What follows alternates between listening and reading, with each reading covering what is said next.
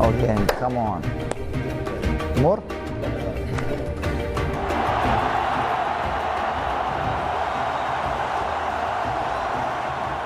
Quand on se qualifie de cette manière, oui, ils l'ont fait, ils ont même fait plus que ce qu'on attendait d'eux.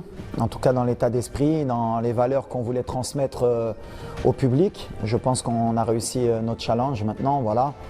C'est une étape, comme je l'ai dit, il ne faut pas s'enflammer, il faut apprécier.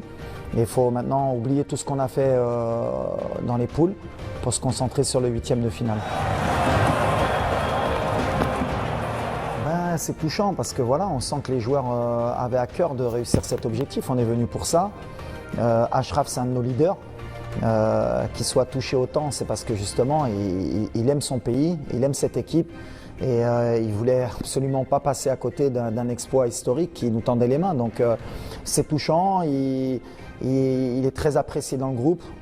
Pour nous, c'est notre fer de lance. C'est un joueur extraordinaire, mais avant d'être un joueur, c'est un homme fantastique. Et justement, d'avoir montré ses émotions, ça montre que voilà, on est des êtres humains avant d'être des footballeurs. Moi, ça fait 3 mois que j'ai pris la sélection en main et je savais que j'avais pas beaucoup de temps. Il fallait transmettre quelque chose de positif. Sur le plan tactique, il fallait être cohérent. Mais c'est surtout sur le plan mental qu'il fallait passer un palier. Surtout pour nous, les joueurs marocains, on a eu beaucoup de désillusions par le passé.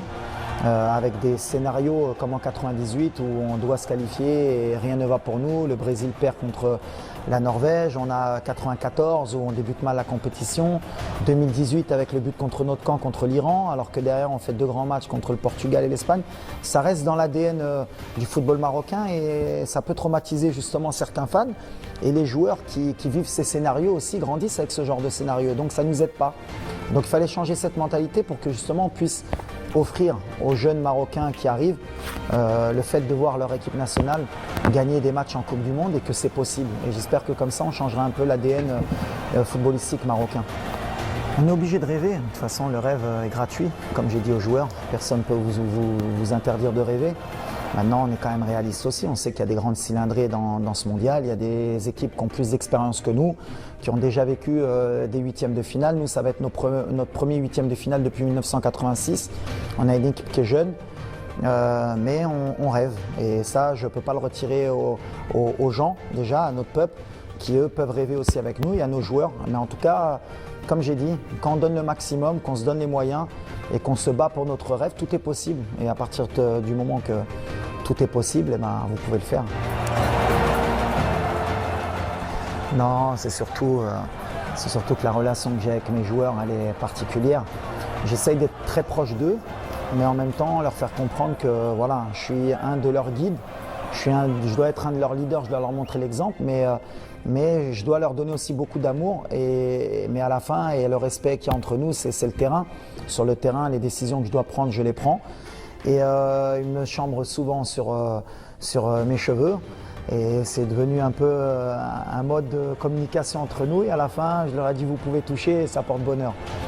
Déjà, on va tomber sur une des meilleures équipes du monde en termes techniques. C'est une équipe qui propose du jeu, qui aime avoir la possession. C'est une équipe qui, sur ce genre de terrain, elle est pratiquement imbattable. Donc voilà, on sait qu'ils ont des ambitions élevées depuis le début de la compétition. Ils ont un grand coach, ils ont des grands joueurs, ils sont habitués à jouer à ce genre de compétition. Nous, on va y aller avec nos qualités, avec nos valeurs et sans avoir de complexe. Ce serait la pire erreur qu'on pourrait faire, c'est d'avoir des complexes. En 2018, l'équipe avait prouvé qu'on était capable de rivaliser avec eux. 4 ans après, ce n'est pas la même équipe chez eux, ce n'est pas la même équipe chez nous, mais on espère réitérer l'exploit de 2018. Et nous, on a comme objectif, comme je l'ai dit, de se qualifier par tous les moyens. On va essayer de trouver la meilleure formule pour pouvoir poser des problèmes à cette équipe. Mais après, sur le papier, si on est honnête, ils sont favoris. On va commencer l'entraînement, on a commencé hier la récupération. Aujourd'hui, on va récupérer encore.